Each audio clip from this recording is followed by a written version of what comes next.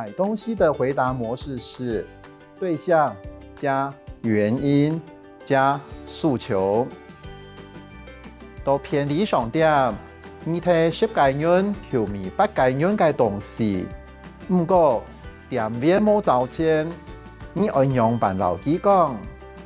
套用回答模式，对象是店员，我们可以用四阿姐或四阿哥来称呼。原因说明：我頭先睇10個元，米咧8個元嘅東西，不過你很忙找錢不愛。訴求是：你還方便先找錢不愛嗎？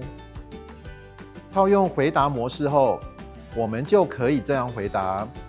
四阿姐，然後四阿哥，我頭先睇10個元，米咧8個元嘅東西，不過你很忙找錢不愛，你還方便先找錢不愛嗎？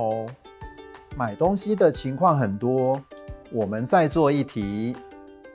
你將米嘅故事書燒熱熱，愛轉去書店玩過，你會用辦老頭家講。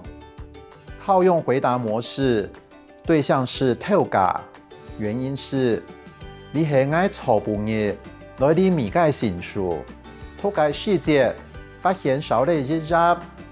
訴求是想愛老你玩過日本新嘅，做得冇？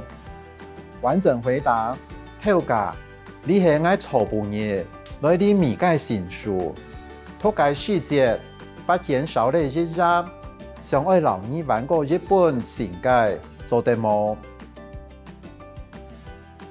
再做一題。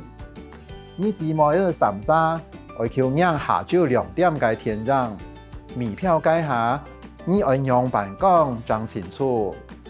套用回答模式後，我們就可以這樣回答：四阿姐你好，我想愛米3張。